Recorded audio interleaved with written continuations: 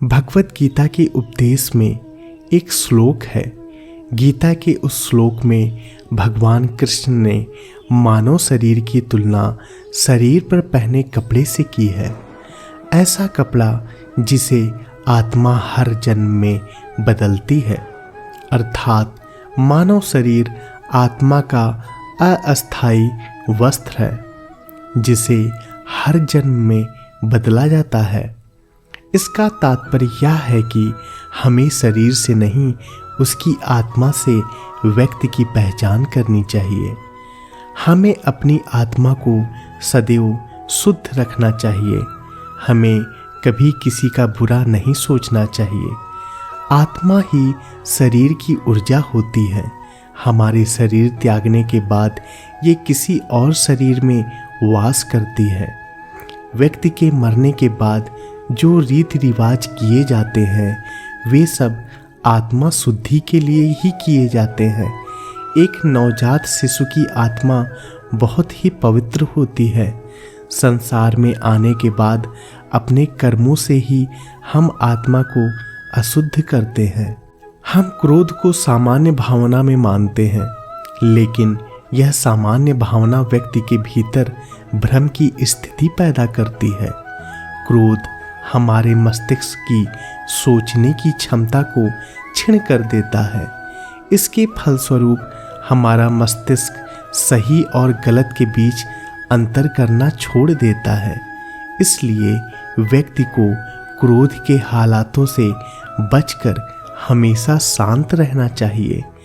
ये बात हमें कई बार महसूस होती है जब हम गुस्से में किसी को कुछ भला बुरा सुना देते हैं या कोई ऐसा निर्णय ले लेते हैं जिसका हमें पश्चाताप होता है। इसलिए जीवन में अगर सफल होना है तो क्रोध पर नियंत्रण अति आवश्यक है। भगवत गीता के उपदेश में अधिकता का वर्णन किया गया है। हमारे हिंदू शास्त्रों में एक लाइन बहुत ज़्यादा प्रचलित है, अति सर्वत्र वर्जिते। किसी भी प्रकार की अधिकता इंसान के लिए घातक सिद्ध होती है। संबंधों में कड़वाहट हो या फिर मधुरता, खुशी हो या गम, हमें कभी भी अति नहीं करनी चाहिए। जीवन में संतुलन बनाए रखना बहुत जरूरी है। इसका एक उदाहरण ये भी है, जब हम कभी एक रोटी ज़्यादा खा लेते हैं तो हमारा शरीर परेशान होने लगता है। इसी प्रकार जीवन में अत्यधिक पैसा हो जाए तो व्यक्ति के जीवन में घमंड आ जाता है और वो बर्बादी की ओर बढ़ने लगता है। भगवान की भक्ति ही मात्र एक ऐसा रास्ता है जो हमें सही मार्गदर्शन देता है। भगवत गीता के उपदेश में स्वार्थ का वर्णन किया गया है। इंसान का स्वार्थ उसे अन्य लोगों से दूर ले जाकर नकारात्मक हालातों की ओर ढकेलता है। परिणाम स्वरूप व्यक्ति जीवन में अकेला पड़ जाता है। स्वार्थ शीशे में फैली धूल की तरह है, जिसकी वजह से व्यक्ति अपना प्रतिबिंब ही नहीं देख पाता। अगर जीवन में खुशी चाहते हैं तो स्वार्थ को त्याग कर भगवान की भक्ति करें। एवं श्री कृष्ण का आशीर्वाद सदैव आपके साथ बना रहेगा। भगवत गीता के उपदेश में कर्म का फल, इसका भी वर्णन किया गया है।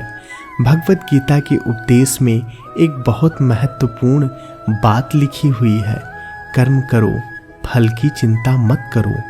इस उपदेश का तात्पर्य है कि जीवन में जो भी काम हम करते हैं उसे निस्वार्थ भाव से करना चाहिए। यदि ऐसा होता है तो एक ना एक दिन हमें उसका फल जरूर मिलता है। ये किसी भी प्रकार का काम हो सकता है, चाहे किसी की सेवा करना हो, मदद करना हो, बिजनेस में प्रयास करना या फिर जीवन में किसी बाधा का सामना करना। हमें सब कुछ अपने ईश्वर पर छोड़ देना चाहिए।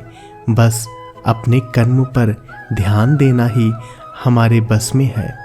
ईश्वर हमेशा अपने मनुष्यों का साथ देता है।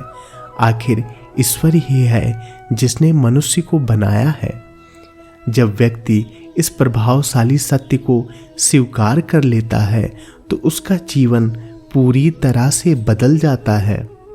इसलिए कभी भी उसे अपने भविष्य या अतीत की चिंता नहीं करनी चाहिए। इंसान को कभी अपने कर्तव्य से मुंह नहीं मोड़ना चाहिए। उसका जीवन उसके कर्मों के आधार पर ही फल देगा। इसलिए कर्म करने में भी कभी भी हिचकना नहीं चाहिए। इंसान को अपनी इच्छाओं को हमेशा नियंत्रण में रखना चाहिए। बिना फल की इच्छा करते हुए अपनी इच्छाओं को नियंत्रित रख कर्म करते रहो। निश्चित रूप से आपके सभी कार्य पूर्ण होंगे। बस विश्वास पूर्ण रखें। भगवत गीता के उपदेश में संदेह का वर्णन है। संदेह या शक मजबूत रिश्ते को भी खोखला कर देता है। जिज्ञासा होना लाजमी है, लेकिन पूर्ण सत्य की खोज या फिर संदेह की आदत इंसान के दुख का कारण बनती है। व्यक्ति कभी बार बार संदेह में अपने करीबी को भी भला बुरा कह देता है और यही आपसी रंजिश का कारण बन जाता है। हमें कभी भी बात की गहराई जाने बिना किसी पर संदेह नहीं करना चाहिए। मृत्यु ही सत्य है, इसका वर्णन भगवत गीता में बहुत ही विस्तार से किया गया है। इस जीवन का मात्र एक ही सत्य है और वो है मृत्यु। भगवत गीता के अनुसार मृत्यु ही सत्य है। ये हर व्यक्ति को मालूम होना चाहिए। एक ना एक दिन उसका अंत भी निश्चित है। जब इस बात को हम जानते ही हैं तो इंसान मौत से डरता क्यों है? जीवन की अटल सच्चाई से भयभीत होना वर्तमान खुशियों को बाधित करता है। इसलिए किसी भी प्रकार का डर नहीं रखना चाहिए। जीवन हमेशा भय मुक्त होकर जीना चाहिए और सदैव आगे बढ़ते रहना चाहिए। आज के वीडियो में बस इतना ही। आशा करता हूँ वीडियो के माध्यम से आप बहुत कुछ सीखे होंगे और अभी तक अगर आपने हमारे इस चैनल को सब्सक्राइब नहीं किया है तो सब्सक्राइब कर लें और बेल आइकन को दबाना ना भूलें ताकि वीडियो के माध्यम से आपसे दोबारा मुलाकात होती रहे। धन्यवाद। राधे राधे।